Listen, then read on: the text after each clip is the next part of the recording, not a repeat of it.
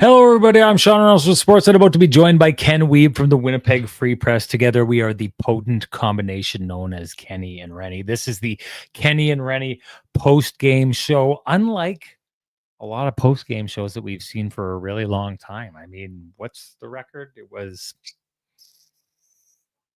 23 wins and 1 victory in their last 24 regular season games. So a very, very, what do we do? What do we do when they lose? I mean, I can tell you what I would do if I were you folks in the chat room. I would think, are there any sucky-boo-boos out there that I want to take shots at, take some free shots at? Now's the time to do it. We know they're not here. We know they can't handle the loss, and they aren't going to be around for it. So if there's any sucky-boo-boos out there that you need to be targeting, you know what to do. This is the time to do it. You've got free reign to do it. But other than that, guess what we're figuring out here, folks? We're figuring out that the Winnipeg Jets, something that we learned about them, we most definitely learned about the Winnipeg Jets on this night, is that they are in fact human.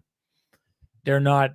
Kyle Connor wasn't replaced by a cyborg, a Terminator version of Kyle Connor in the offseason, or sent back from the future to set historical records for the Winnipeg Jets. This is kind of exactly what you should expect from the Winnipeg Jets at some point in the season. Should have expected from them a long time ago. It defies logic that we didn't see this from the Winnipeg Jets before this point here. This is just people being human, right? They go out, they didn't have the best game. I'm not hanging too much on this. I know I've got a lot of people in here, and there's probably going to be some people in the chat room who are saying it, that this game is revealing for some kind of reason, or that there's, a playoff level that the, Tampa Bay Lightning hit here that the Jets just couldn't follow, and it's revealing about their their roster and what Kevin Cheveldayoff needs to do to make changes. There is nothing that you can assign to this game. This is very simply that 1 out of 17 games the Winnipeg Jets have had, they just didn't seem to have all their effort capable on this night. I mean, that's what I see. Maybe I'm entirely wrong, and maybe the caramel secret for the Winnipeg Jets and what they need to do to get over the hump is sitting right in front of me, and Renny is just too obtuse to be able to see it.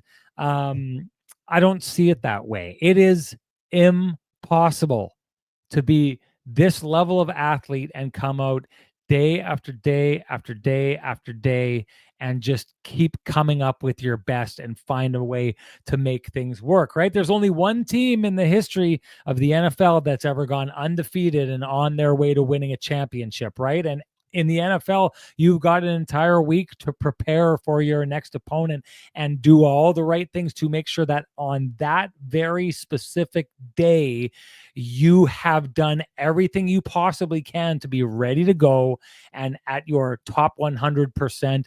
And only one team has ever done that in the history of the NFL. So many things go into this. Game planning by other coaches, travel can fall into these things. What the players ate, anything can go into this and kind of dictate whether or not a team is going to be able to be at their best. The Winnipeg Jets, they were not at their best on this night here. I don't look at it and say that there was an Achilles heel that we didn't see before this that is suddenly viewable in plain sight. This is just quite simply the Winnipeg Jets are human and had a human night here on this night. We can get into this and we can break down who did what on this night. We're going to do that because that's what we do on this show, and it's fun to do. That's why we do these things. I'm not saying discount this game and crumple it up and let's not even look at it. Let's dive into it. Let's look at it. Let's look at all these different things, but I do it with an overarching theme that this happening in this game and on a night where the Tampa Bay Lightning were the better team in almost every aspect of this game. I'm not suddenly saying everything's entirely changed and the Tampa Bay Lightning have, like I said, found the caramel secret. This is a team that's been struggling. This is a team that needed to be desperate. This is a team that needed to come up with their best. I've said this before. the Winnipeg Jets have put themselves in this strange spot where it's really hard for me to assign any kind of value to them tailing off, because it would just be human nature to do so. They don't need to put up 164 points in a season to prove anything. They don't need to win the President's Trophy. If they did, I feel no more comfort than I would have at any other time, because we've seen before that very rarely does the President's Trophy winning team go on to win the Stanley Cup. That's just how these things work out, right? The team that finished tied for fourth in the league last year won the Cup. The Jets were the other team, and they got knocked out. You can't assign much to what's happening at this time of year, other than the fact that I would say you can assign to the Winnipeg Jets that they have found this inordinate ability to night after night manufacture the similar effort over and over again, to pay attention to their details, to execute their game plan, which has been a winning game plan. And on this night, they didn't do that very well. And in my opinion, they didn't do it because we're human. And humans are going to find at some point that their energy level is not where it needs to be.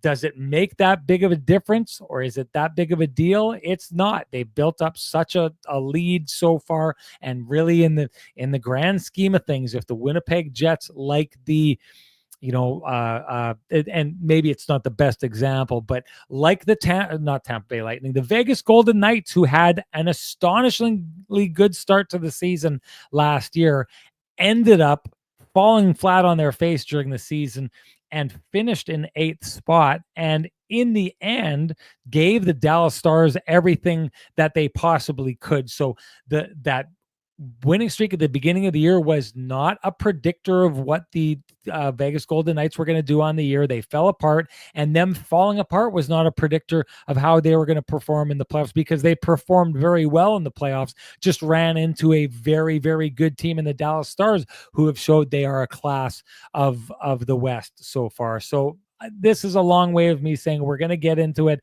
We're going to do this whole thing, but at the very same time, those of you who are sending me the sky is falling messages about the Winnipeg Jets, I think you can take a deep breath and think that tonight the Winnipeg Jets showed they are human and still just happen to be, at the moment, leagues ahead of the rest of the NHL as far as who the best team in the NHL is at this moment. That's my take on the whole thing. Time to bring in the man with the best music in the business for his take on the whole thing. Here comes Kenny, folks.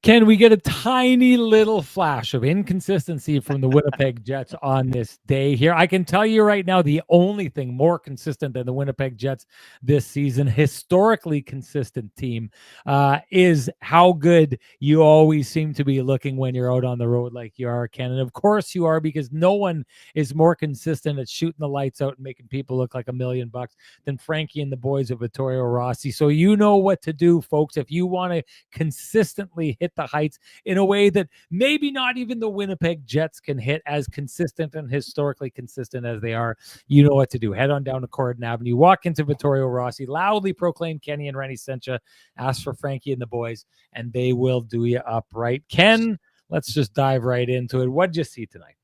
Yeah, I mean, the Jets obviously were nowhere near their best. They played a desperate hockey team that had lost 4 in a row and had no interest in losing the 5th.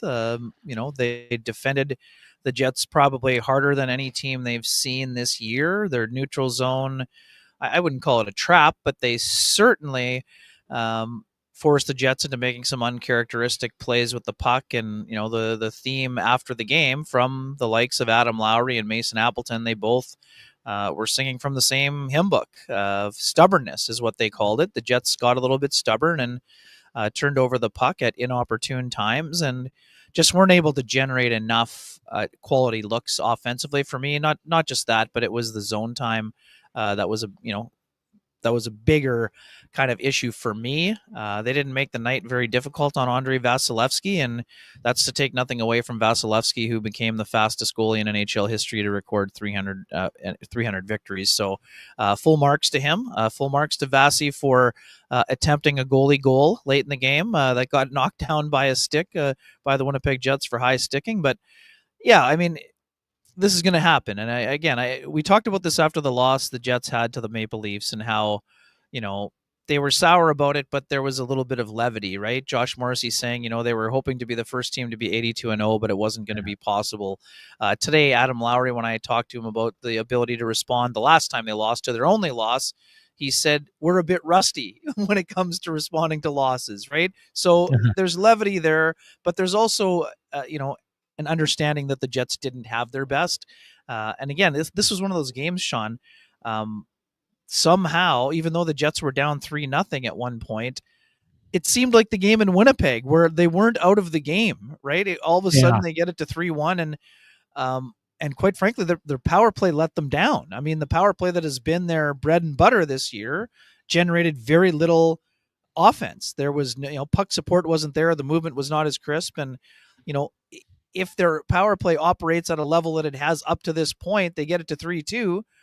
And all of a sudden you're thinking, man, now maybe the Lightning get tight and cough the puck up like they did in Winnipeg in the first meeting 11 days ago. So for me, again, I'm with you. This is not a sky is falling situation. This is not oh, hey, this is what happens. Here's the blueprint on how to beat the Jets. But I would say that, I mean, again, I want to get your take too, but I would say that one of the things we saw today is that when the Jets face a big and physical and mobile defense core, they don't get exposed, but life can be a lot more difficult. I thought I picked Ryan McDonough as one of my stars in the game. He made the most important play of the game, breaking up the 4-on-2 rush and leading to the first goal by the Lightning.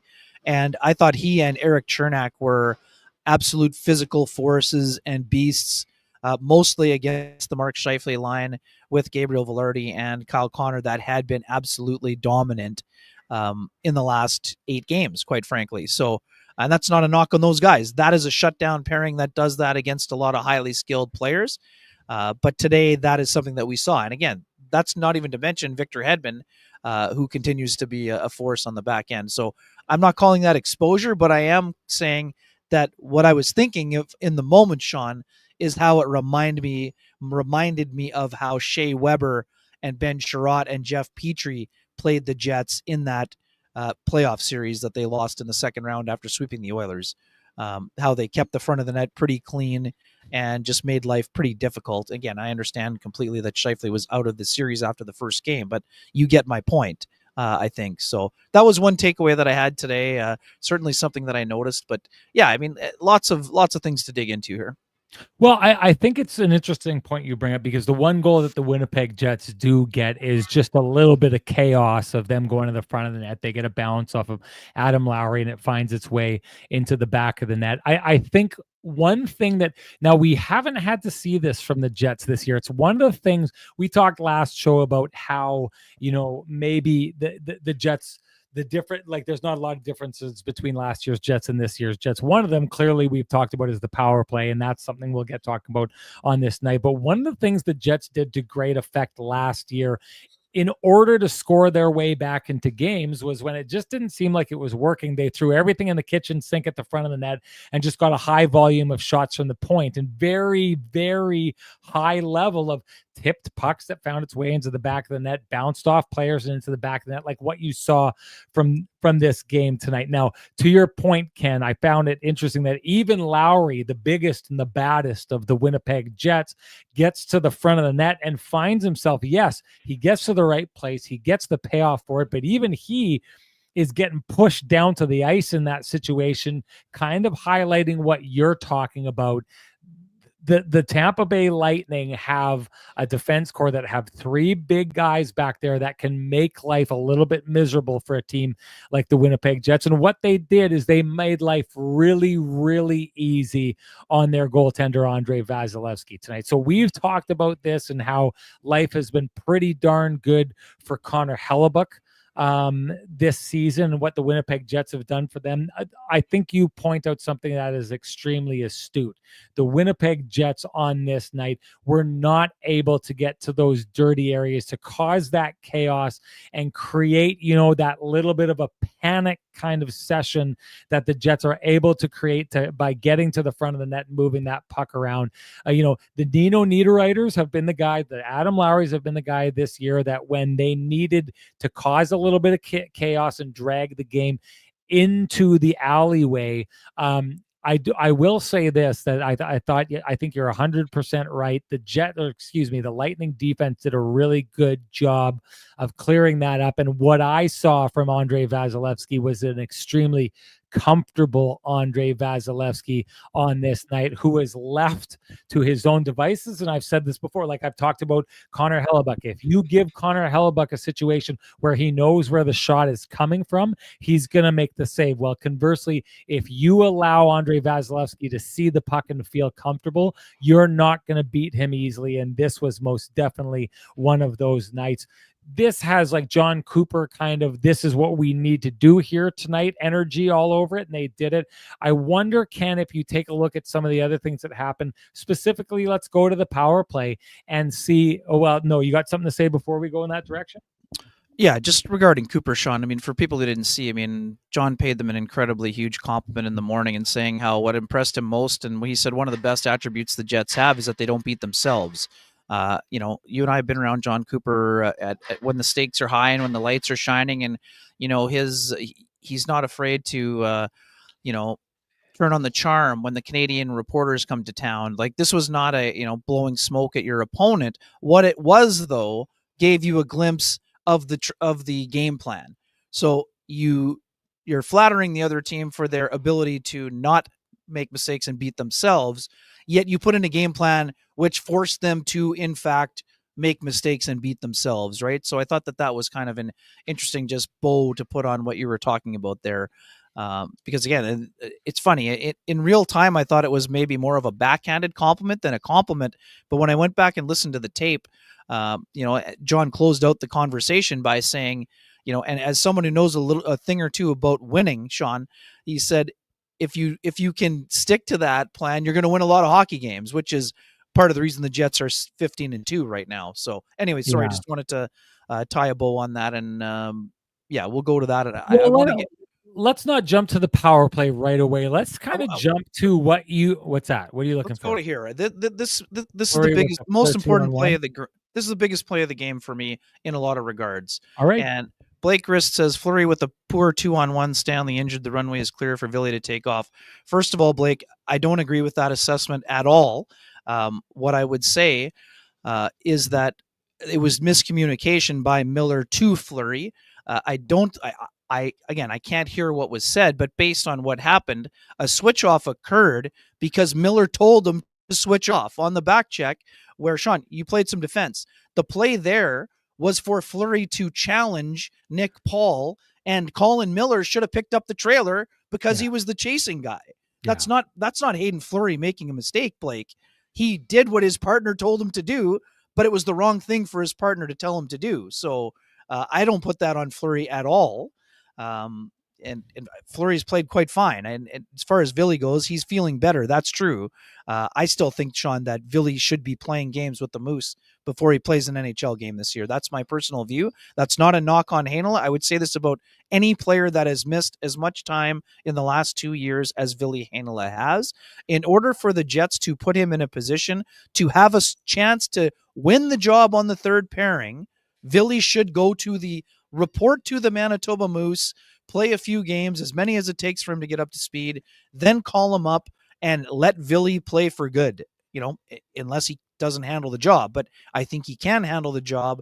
But I don't think that throwing him in against the Florida Panthers on a Saturday night in Florida after not really participating much since day one of training camp is a very good recipe for a player that the Jets still think pretty highly of. What do you think?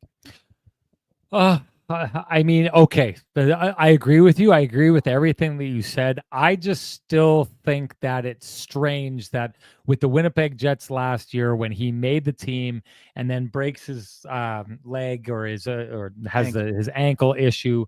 There's actually an ankle is a joint, so you don't break an ankle. You either break the tibia or the fibula surrounding the ankle, or you break. I think it's the calcaneus, is the foot bone, the heel that it attaches to. You just like you can't break an elbow, you're either breaking your upper arm or your lower arm near where the joint is. So you can't break an ankle. You can break, I believe it was his tibia that he broke in that situation. Regardless, I found it strange that they brought him back last year and then he never made his way back up. Now, I do understand it.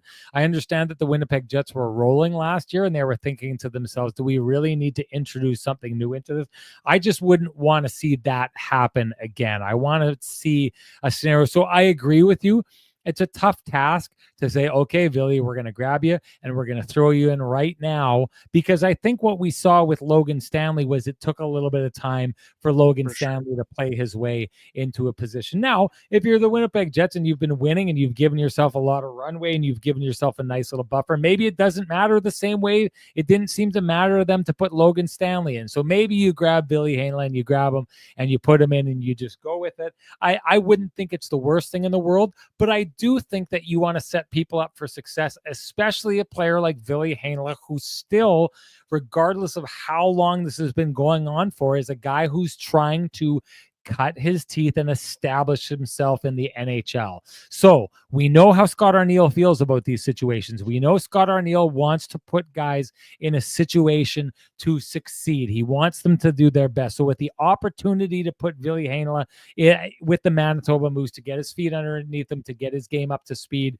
you're right. It's the best possible thing to do. I just don't want to see a scenario by which he ends up kind of lost in the shuffle, where it seemed that happened to him last year. It's time to launch Ville Heinola. Maybe Saturday is not the day to do it, but it should probably be a mind towards getting a guy who's made the team for 2 years straight up into the Jets roster and lineup as quickly as you can possibly do it, because if that player's earned a spot for 2 straight years with the Winnipeg Jets, there would be a mind to getting, Kyle Connor back into the Jets lineup as quickly as possible, or Mark Scheifele. I know it's different. Those are established guys, but boy, oh boy, if you've made an NHL team for 2 straight years and you just can't seem to play games with that team, I think I'd want to get a feeling of urgency in getting that guy into the lineup as quickly as possible. Yeah, I mean, that's totally fair. I mean, but I would just counter by saying, given the nature of the injury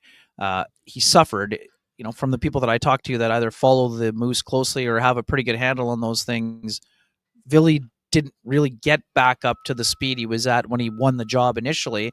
And this year, Sean, I mean, he didn't really have the opportunity to win the job, even though we expected him to win that job. And just a quick thing for folks who are, I got a few questions on the old Twitter machine about when I mentioned Heinola and the Manitoba Moose. He is no longer exempt from waivers, but the Jets would have the opportunity to send him on a conditioning stint. This wouldn't be a waiver situation. The player has to agree to that, but it is something that should be under consideration and probably is, quite frankly. So, and again, for folks who think that I'm down on Ville Heinola, I'm not. I'm just, it's been a long time since he's played at a peak level. He needs to get back to showing that he can do that. I've said this for years. The only way we're going to know if Ville can do it and defend against NHL players is to defend against NHL players. Yeah. And I understand he can't do that with the Moose, but I think just giving him the game reps and puck touches at the American League level would help him be ready for playing game 1 this year, whenever that comes, whether it's on that next road trip or a little bit later than that. So again, I want to see Ville Heinola in the lineup at some point with the Jets. I just don't think I want to see it on Saturday, Blake. And again, I'm not knocking Blake. He's got lots of great commentary, but I don't agree with the assessment of the 2-on-1. And I just don't think that Heinola is quite ready to face the Stanley Cup champions after having such limited time on the ice with the Jets this year, and with teams getting ready for game 18. Well, I would say this. It kind of reminds me of the folks who, like, I was thinking of that, the Nick Ehlers drawn penalty tonight from Andre Vasilevsky, Right. just like an all-timer stinker of a call in that situation. That was a putrid call. And it goes to me to the idea of folks out there who think, like, I saw something on social media today about how it's driving Bettman nuts that the Winnipeg Jets are succeeding right now. And everyone sees in every call against the Jets some nefarious behind the scenes strings being pulled for Canadian teams to lose. It makes me think, Ken, anyone out there who's not taking a look at your analysis with Billy Haneland, thinking that somehow Ken is this behind the scenes shady character who's trying to destroy the career of Billy Haneland, not basically saying, listen, get this kid up to speed so that he can hit the ground running with the Winnipeg Jets and then never turn around and look back. I'd give those folks the Pristine Roofing wake-up call, suggesting that Ken has some kind of alternate agenda. Everyone knows Rennie's the one with the alternate agendas around here, folks. Or anyways, that's been wake up territory. That's wake up territory, which means, of course, it's time to give North End Rick the Pristine Roofing wake up call. He's the guy you want down at your place to have a look at your roofing, siding, exteriors. And hey, you can always call Pristine Roofing at 204-237-763. Gotta say, folks, we appreciate when you appreciate the folks who are keeping us going. I met North End Rick for a coffee today, and I was 2 minutes late, I think, and he was busy at work doing a roofing estimate for a K&R listener who called. Good work. And I know that a lot of you folks have been doing that out there. So again, thank you for supporting those folks. And thank you for giving us a reason to give at least some of you out there a Pristine Roofing wake-up call here tonight. Ken, I want to get just to, before we move on from John Cooper, a guy who involved with Team Canada. So he's a guy that you want to impress on a night like tonight. But yeah. I thought that this was one of those. I've always said this before. After Tampa was at the height of their powers, the year that the Florida Panthers win the President's Trophy, they go into the playoffs, they win in the first round against Washington, then they go and they play Tampa Bay. And I personally think that that was a series that John Cooper's thumbprints were all over it as they knocked off Florida. I didn't think that Andrew Brunette was able to alter his game. This, to me, I'm going to say the Winnipeg Jets were in at the top of the game, but I also take a look at a lot of the different ways that the Tampa Bay Lightning played in this game. So not only are the Tampa Bay Lightning a team that's struggling, but what happens is you're thinking, well, the Winnipeg Jets are coming into town now and they're in trouble. But the counter to that is that the Winnipeg Jets showed the Tampa Bay Lightning and John Cooper what they were capable of. They showed them a very consistent system that we are talking about night after night, Ken. But what that means is that he knew what to expect from the Winnipeg Jets, and he dug into the Jets' game plan and changed the way that his team played to succeed against the Winnipeg Jets. How much credit do you give tonight to the game that the Tampa? I'll say this, and I said at the beginning, the Winnipeg Jets are human. They didn't have their best night, but that doesn't mean that the Tampa Bay Lightning didn't have a really good night. And I take a look at the night they had and think the good night that they had a lot to do with John Cooper taking a look at what makes the Winnipeg Jets tick and dissecting it a little bit tonight.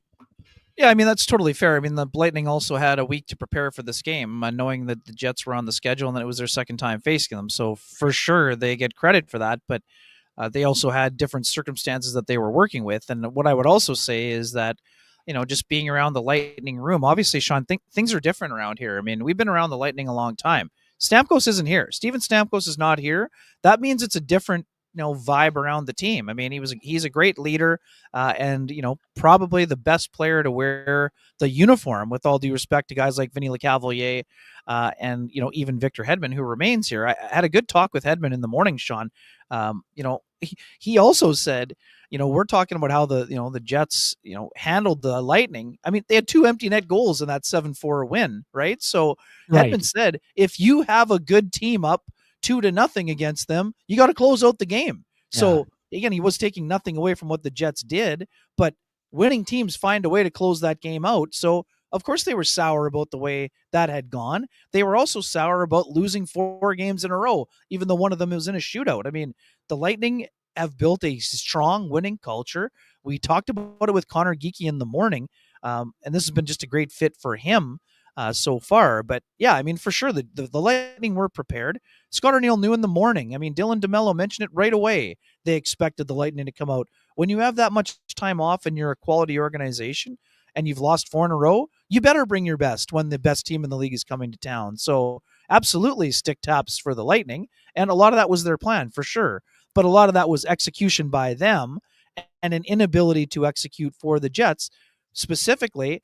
And sorry, Sean, to your point, their video coaches were digging in on what had been successful on the Jets power play. And what did the Lightning do? Pressure them like nobody's business so that they could not move the puck the way they have been moving it. But one thing I would say, and I think you agree, there were a couple sequences, especially the first 2 power plays, not necessarily as much later on, but in the first 2 sequences, the top unit, I wouldn't say they were back to stationary, but they made the extra pass, right? They thrive by, 1 pass, 2 pass, shoot, attack, shoot, attack, shoot, attack. We didn't see that attacking mentality from the Jets today.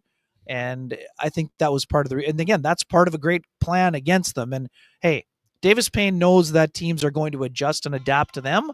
That means the Jets need to keep bringing wrinkles to the party and executing when they can, when it comes to the man advantage and puck movement and interchanges and all of the things that have made any power play that finishes number 1 in the NHL.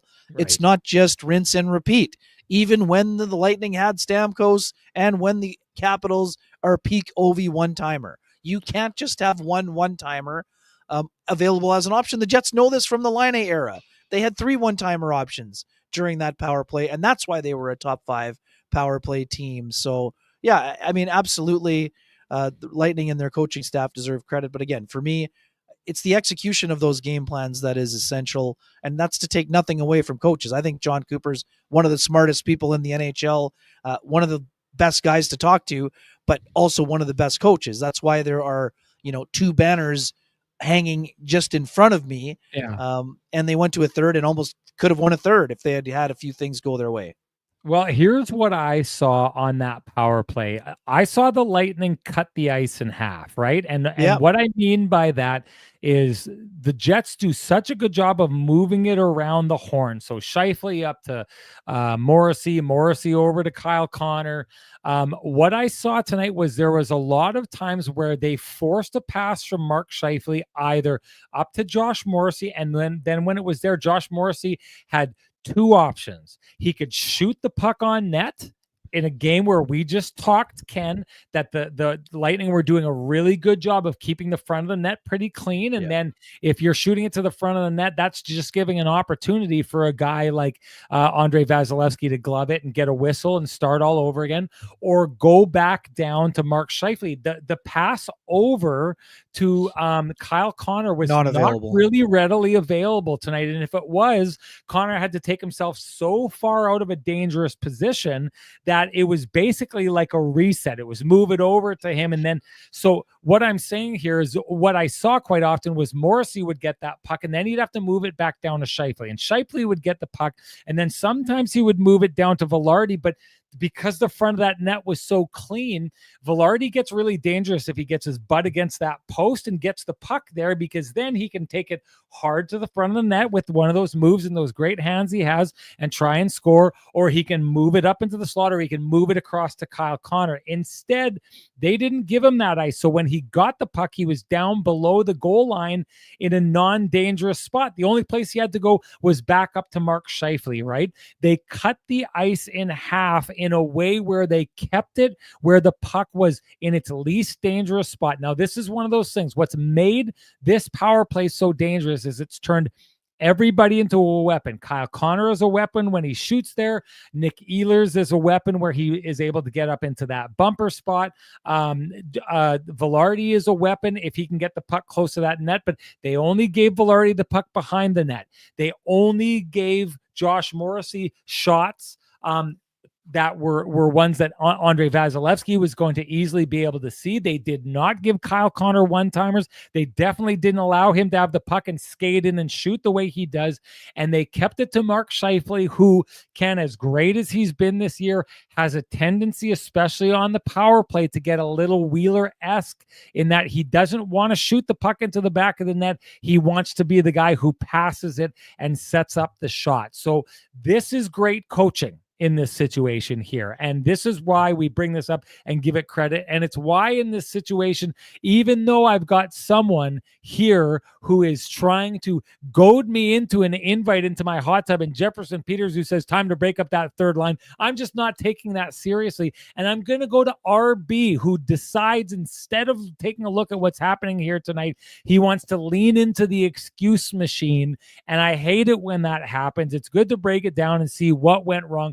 RB just wants to go with excuses and say rested team versus team that played every other night for a month. They just had nothing in the tank. Can't read too much into this one. If you are ignoring the very good coaching that was done here, you should do so at your own peril, because good coaching is things that leave playing tape that other teams can dig into.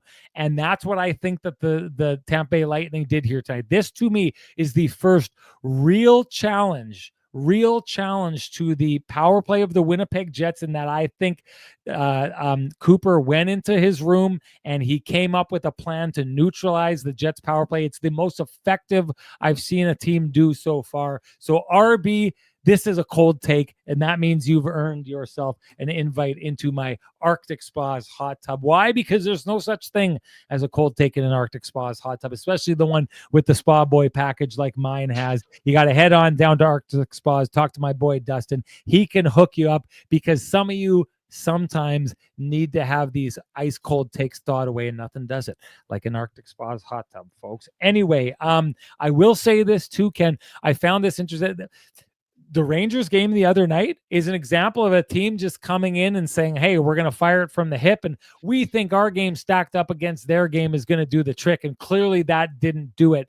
I take a look at this game as another one of the very few examples I've seen this year of a coach who came into town, not into town, but came to play the Winnipeg Jets and came extremely, extremely prepared. The other one, I think, is Andre Tourigny with the Utah Hockey Club. He came in with a very specific game plan to handle the Winnipeg Jets. Didn't work out, but it led to a really, really close game. So this is one of those Berube too. Berube, and that ends up happening with the win. But this is what good coaching can turn the tides here. And if you're ignoring what good coaches do to neutralize your team, you're not learning. So folks like RB out there who just want to say the Jets can't be beat, they were just tired tonight, that's the only reason we're talking about this. If you're ignoring what good coaches do to you, you are ignoring the chinks in the armor that may be out there that good coaches expose. And it's the job of the Winnipeg Jets to get rid of those chinks in the armor. If they're ignoring things like RB is and just want to make an excuse machine out of this, well, you don't learn, and then you deserve what you got coming to you. Ken, where do you want to go next? Comrie. Okay, for sure. Let's dive into Comrie. Some people are going to be mad because the last time we talked nicely about Comrie, it really, really triggered a lot of people out there. So let's go trigger those people again here. Ken, what do you see from Comrie tonight?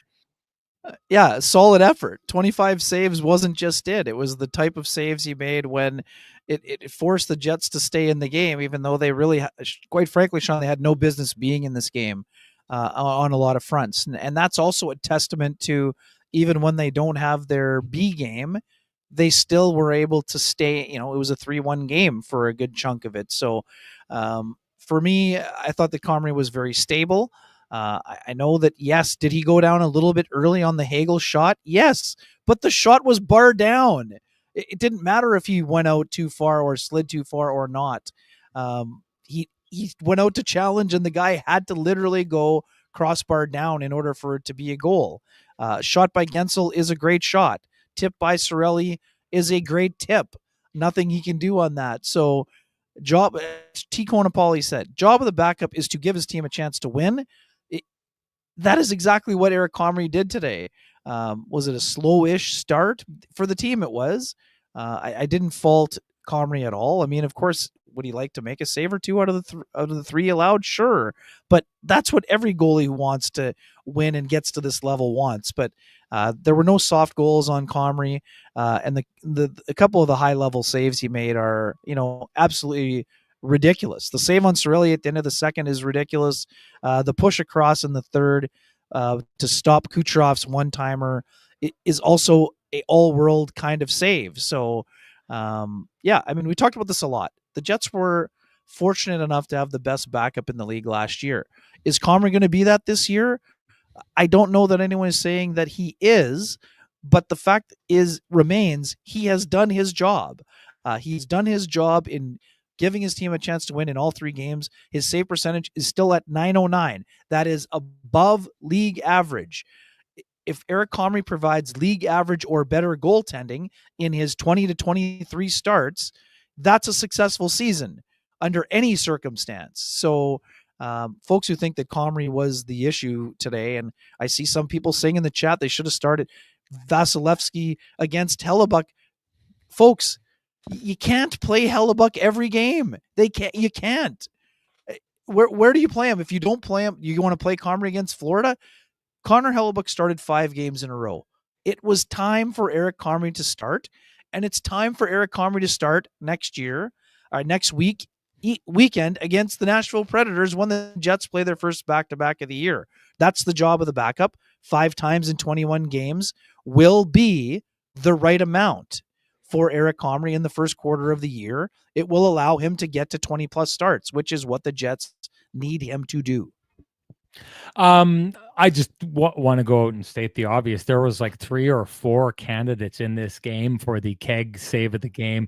This is one of these things where Comrie maybe, just maybe, is arguably the Sean Reynolds stat winner, the better goalie in this game. He had the tougher quality. He had the tougher night tonight. Now, Vasilevsky, I've said this in the past, if I'm going to give Connor Hellebuck credit for being that goalie who's able to handle both like 10 alarm games where you're facing 40 shots, but also be solid and steady when the team in front of you is playing well, you got to give Vasilevsky the credit for that. So on this night, maybe it's hard to give away that award, but all that said, you're right. This could potentially be an ugly game. This is essentially a game where the Jets allow 3 goals, and then it's an empty netter. If you want to get into that thing that everyone was so proud of last year, the Winnipeg Jets and that streak of only allowing three goals or less, that happens on this night because Eric Comrie is kind of playing out of his mind. Do you know what I mean? So give Eric Comrie the credit that he deserves in this. He's probably the best Winnipeg Jet on this night. There's no doubt. I don't think there's a doubt about it. There's not a debate to be had. Yes. Maybe Nino Niederreiter, 3 shots, 7 attempts, but big hit on Asimont, but there wasn't a lot happening for a lot of Jets players, and Comrie was the best player for the Jets tonight. No doubt about it. And so this is one of these things where in every single start that we've seen from Comrie so far this year, he's given you ample evidence of why the Winnipeg Jets went in the direction, brought him back. I know a lot of people were worried about it. To be honest with you, Ken, I thought it was a little odd that people were worried about it because this is the second time we've seen a goaltender. We saw it with Laurent Brossoit. They brought in Laurent Brossoit. He was a very extremely capable backup. He leaves town, he comes back and is just as good, right? Well, why? Because A, he knows the Winnipeg Jets, he knows their system, and C, he's working with Wade Flaherty, who knows how to bring out the best in that guy. Well, Eric Comrie was great the last time he was here. We talked nonstop in that year about how he deserved more opportunity. What we're seeing from him is just a continuation of what we saw from Eric Comrie the last time he was in town, the last time he was under the tutelage of Wade Flaherty. It's just continuing on, and I think you're right. Hey, every time they've put Eric Comrie in the Winnipeg Jets so far this year, it has paid off for them, and that means we're transitioning to the payoff loan by Cambrian. And if you're looking to pay off high interest credit cards or debt, we suggest you go talk to our friends at Cambrian Credit Union about their payoff loan. They can show you how taking out a loan to pay off your debt actually gets you debt-free faster, and you can save thousands of dollars. Go to cambrian.mb.ca to book an appointment online. And again, what a payoff it's been for the Winnipeg Jets and having their going back to the well. You talked about this last time about how the Winnipeg Jets liked Comrie at the draft. They didn't get him, but they revisit that, right? They like Brendan Dillon, didn't get him. He goes to San Jose. They revisit that. You've talked about what that could mean for a guy like Alexiak going forward. But this is one of these situations where the Winnipeg Jets didn't take a look at Comrie and say, well, we think since he left here, he forgot how to play hockey. Maybe his confidence was affected as he went to different places and played in Buffalo. But the Winnipeg Jets are like, we know what he's capable of, and we're confident in ourselves that we're able to get that out of him. And that's what's happening in this situation here. And sorry, just to close out on goalies, we didn't talk about it the other day. The Jets claiming Kaapo Kähkönen has nothing to do with the fact they don't believe in Eric Comrie, but the point they got Kähkönen in the first place, Sean, was to have goalie depth beyond Eric Comrie available to them should the need arise. And that's not a knock against their prospects, but neither Thomas Milic nor Dom DiVincentis is ready to be a number 2 at the NHL level should there be an injury or something happen to one of Connor Hellebuyck or Eric Comrie. So reclaiming him on waivers or off waivers from Colorado was smart. They believed in him in the first place. They wanted to get him in the lab with Wade Flaherty and Drew McIntyre, which is why they went out and got him again. They were the only team to put in a claim, which allowed them to send him directly to the Moose. And he'll get some playing time, and he'll help be a great mentor in the meantime for Milic and DiVincentis, who probably is going to see some time at the ECHL at some point here, just like Milic did the year before in Norfolk before he won the starter's job. Yes. I wanted to go every once in a while. We like to go to the audience. There's a good question that was asked here. I think it was recognized, said it was a good question. Bardo says, I was talking before about the excuses that I was seeing. Bardo says, what's the difference between excuses and reasons? This is a great question. Excuses are the kind of things that people throw out there to basically say, we would have won if not for, or don't give any credit to the other guys. It's all because the Jets are tired and it has nothing to do with the Tampa Bay Lightning. The difference between excuses and reasons, or reasons you go out and you investigate what happened on this night. There's an investigation to be done here. There's an investigation on what John Cooper may have figured out about the Winnipeg Jets. There's an investigation to be had by Davis Payne to say, okay, the next time our power play sees a team that defends like this, we may do this. Excuses are something when people want to shut off their brain and say, we only lost tonight because we're tired and they're not. That's the difference between excuses and reasons. And I'll tell you something, one person who gets great results because he never leans on excuses is our main man, Sweet Lou Ferlin. Why don't you give him a shout out, Ken? Right on. For folks who have realty needs, they need to have met, whether you're buying, selling, curious what that house in the corner is going for or listed at, contact our main man, Lou Ferlin, at Royal LePage Dynamic Realty, 204-791-9971, or at the office, 204-989-5000. His email is lou@louferlin.ca. That's LOU@LOUFURLAN.ca. Lou Ferlin, excellent realtor, excellent human being, and excellent supporter of the community. Let's transition already, and if we can get to something else, we will. But let's transition into the Johnston Group. Got you covered. Play of the game. What do you got? I just think this is there weren't a ton of them. I think I might have texted you one, but I'm just going to reinforce what we were just talking about Eric Comrie. On a night that the Jets did not have their best effort, which was clear to everyone in the building, everyone who watched the game, clear to the Jets themselves, Eric Comrie had the Jets covered with how he played in net. After not playing since the game against Calgary, he went out and did a nice job between the pipes, kept his team in it. So I'm just going more of a broad canvas on this one, even though, like I said, I think I sent you one earlier on. I remember what it was. It was a pass breakup, but it wasn't really all that right. Johnston Group worthy. So I'm handing it over to Eric Comrie.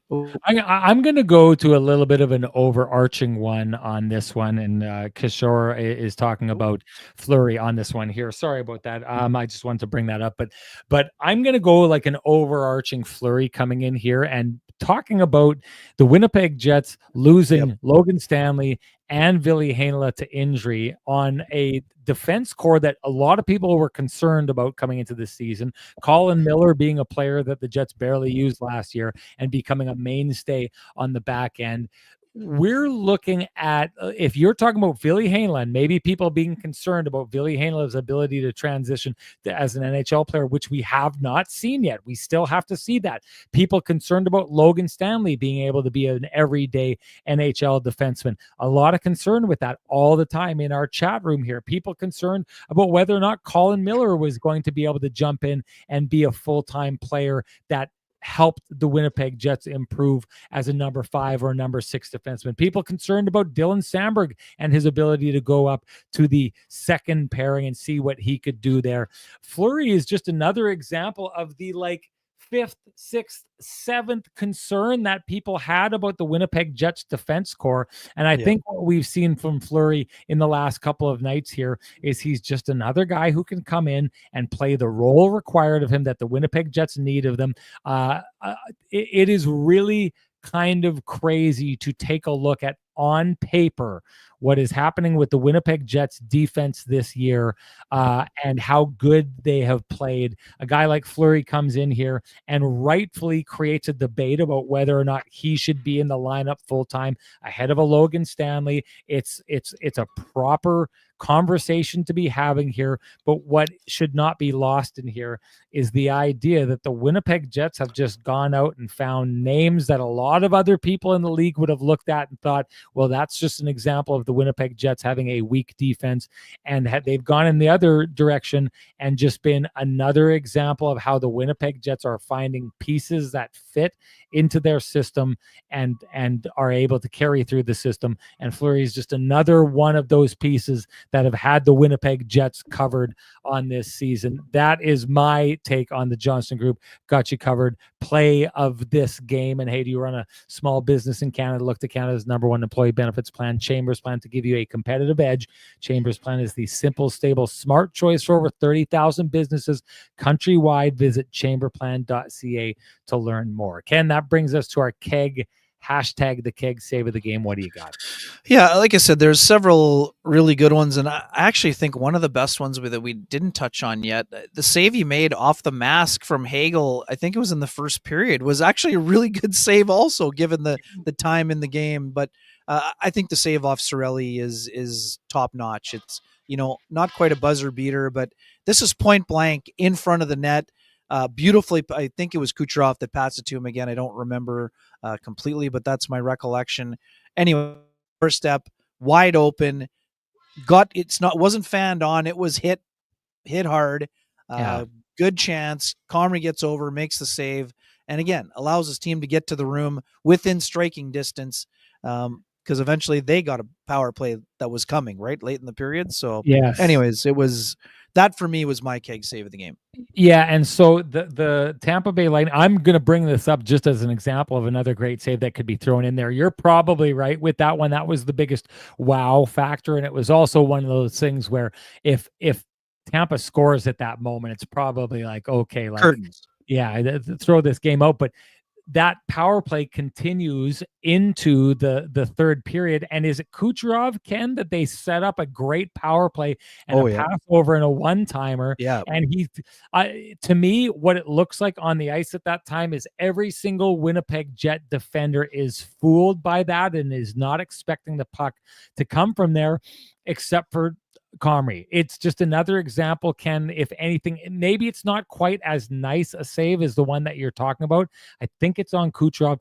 It's definitely on Kucherov. Yep. Yeah, if it's not as nice a save, it is one of the most lethal players in the NHL and a perfectly executed power play that fools everyone on the ice except for Eric Comrie. And it's just another example of where the Winnipeg Jets were not at the top of their game. He was, once again, Eric Comrie. I think that's just an example of Eric Comrie being the best Winnipeg Jet on the ice tonight. So for me, that is my hashtag, the keg save of the game. You got something to say before? Sorry, just quickly, I'm stationed with a perfect view of the Jets net for 2 periods. And when the pass came over, Sean, 3/4 of the net was open. It looked like it's a clear one-timer that goes in, no problem, no questions asked. He pushes over and makes the save. So I agree with you completely.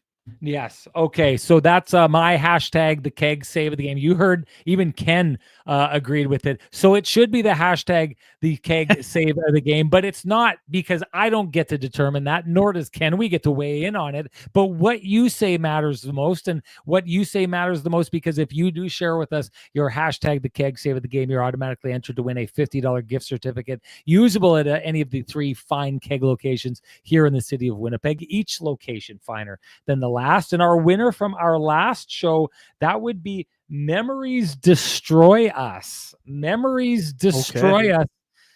Never heard of that one before, but Memories Destroy Us. If you are around, you should be a happy, happy person, because that means that you've won the hashtag save of the game. And that means you need to direct message me at SN Sean Reynolds. Send me your full name, send me an email, and I will have the fine folks at the keg send you a $50 gift certificate usable at any of the 3 fine keg locations here in the city of Winnipeg, each location finer than the last. And that brings us to our TCB lamplighter of the game. What do you got, Ken? Yeah, you know what? I think it just because it set the tone for the game in a lot of ways, and in a lot of ways it encapsulated some of the issues the Jets had in the neutral zone. And again, I'm not bringing this up to knock an individual. Colin Miller was doing the right thing on a 4-on-2. You want the puck in your most skilled player's hands. He tried to get it over, didn't get as much on the backhand pass that he wanted. At the same time, Ryan McDonough steps up, makes a good read, sees that Miller is on his backhand, and is probably going to try to pass it to one of the guys blasting down the wing. And the Lightning go back the other way. Miller hustles back to get in the play and make it. This is Sean, we see this in practice. This is the epitome of a 2-on-1+1 where there's a chaser. The chaser got back in time, but there was a little bit of miscommunication. And Nick Paul finds Jake Guentzel, one of the lethal goal scorers in the NHL, and Guentzel scores. So for me, nice job by Lowry getting to the net, and good job by Miller to get the shot unloaded. But for me, I think that goal set the tone of the game, and it sort of was a microcosm of the Jets' issues with puck management and the great defense that the Lightning played in the neutral zone. So that's why I'm going with that one. I'll go with that one, and the explanation is kind of what I found interesting here. Is it's 2 things that we talk about quite often with the Winnipeg Jets. One is when the opposition team is down, the Winnipeg Jets do a good job of exploiting the risks that those other teams take. Now, jumping 4 men up, a 4-on-2, this is a risk that the Winnipeg Jets took, and they take readily. The Jets, if they can outman you down the ice, they do it with a confidence that A, they're going to protect the puck, and B, that should they turn it over, they feel that they can hustle their way back, which Ken talked about in this situation. But the Winnipeg Jets' aggression on this year has rarely been used against them. That's what the Tampa Bay Lightning did. This was a kind of turn of fate. This was a tit for tat. This was the Tampa Bay Lightning doing to the Winnipeg Jets what the Winnipeg Jets so often do to other teams, and saying, you want to be aggressive, you better get it right, because if you don't, we're going to transition that puck up the ice and we're going to go the other way. So I think for me, this is the TCB lamplighter of the game because of that, but also too, just because I guess this is a situation in which, to your point, like the Jets, I think what they forget in this situation is they need to protect the puck. This may be a little bit of an example of, we've talked about this before, one of the things the Jets have done a good job of guarding themselves against is they don't find themselves in a situation where things are just working out for them. So let's put the foot on the gas pedal. They've had a really good balance. This is the first example I kind of see of the Jets just being like, well, every time we pass it, it ends up on the our guy's stick and it's in the back of the net. Everything's going good for us. So let's just go. This is a situation where the Jets try something, like you said, Colin Miller does. They're trying something because what is not working out for the Winnipeg Jets lately? And when you get into that kind of mindset, that's when it starts being like, well, the other team can play too. And to your point, Ryan McDonough with a great play to snuff out a real dangerous drive and make it dangerous going the other way. I talked last game about Josh Morrissey catching that puck on the line, getting it to Scheifele. Suddenly it's in the back of the net. It's this defend and attack in a heartbeat. the Jets got a little bit of a taste of their own medicine. And so for me, that's the hashtag lamplighter of the game, because I think it's so good when the Jets do that. Having it done back to them, you got to give credit where it's due, even if it's with the other team. So for me, that's the lamplighter of the game. Doesn't matter what I think or Ken thinks, matters what you think. Share with us your hashtag TCB lamplighter of the game. You're automatically entered to win a frosty, delicious 8-pack of Lamplighter Amber Ale, brought to you by our friends at TCB. If you can't wait for Kenny and Renny to gift you your 8-pack, you know what to do. Head on down to TransCanada Brewing Company. Join them in their tap room at 11290 Keniston, where they've got the great staff, the great atmosphere, great food, and just the best beers you're going to find in the city of Winnipeg, including a lamplighter, but a whole bunch of other ones. So head on down there and take care of that. And someone who should be heading down there, that would be our winner from last. So that would be Toronto Sports Network 243. You are the winner of the TCB Lamplighter. You know that what that means. Direct message me at SN Sean Reynolds. Send me your full name. Send me your email address. I will send you a voucher for a frosty, delicious 8-pack of Lamplighter Amber Ale. It is the nectar of the gods. Ken, anything to say before we get moving? Yeah, but I got to give you some credit here. And again, there's still almost 2.5 weeks to go before the rosters need to be submitted, Sean. But your lead pipe lock is sounding pretty good after the answer John Cooper gave to me when I asked him about Mark Scheifele's play this morning. John, obviously very familiar with Mark's body of work dating back to their time together at the World Cup of Hockey in 2016, although he was quick to point out that, I can't talk about what's going to be happening in terms of the roster being named. What he said immediately was that even though Mark is considered to be a skilled player and a point producer, he's playing the best two-way hockey of his career. So again, if we're trying to read the tea leaves or read between the lines, if the season ended today, if today was the day you had to have rosters submitted, John Cooper gave you a pretty good indication that Mark was on his list of 13 forwards. At least that's what I heard in the answer. And again, that bodes well for him. Having said that, I don't think it was, this was certainly not Mark's best game of the season. That's going to happen. He was excellent against the Rangers and has had many great nights this year so far. Just one quick one. As a guy who's stepped up and made that kind of hit that Emil Lilleberg made on Scheifele, a half beat too late, or did you think it could have been interference, or did you like the hit? I was okay with it. Yeah. I'm just going to put it this way, and I said it on Twitter. If you're Lilleberg, Sean, you have to make that hit. If it's a penalty, you don't care. If you're trying to establish yourself as an NHL regular and you see a skilled player in a position where, Mark didn't have his head down, but he certainly was not expected to be hit. You have to finish that check. And I'm going to say it too, Sean. It should have been a penalty for boarding, but I like the way that Scheifele responded by hitting Eric Chernak and showing him he just wasn't going to have liberties taken on him in the game. So, kind of a tit for tat sort of scenario. Mark's was probably more a penalty than Lilleberg's, but I also think I understand exactly why Lilleberg finished the hit. And again, it was a clean hit, but again, it may have been a half beat late, but again, that's part of hockey and hard hitting games. Yeah. Hey, you seemed, I brought it up earlier on. Did you have issues with my take on the Ehlers Vasilevsky penalty?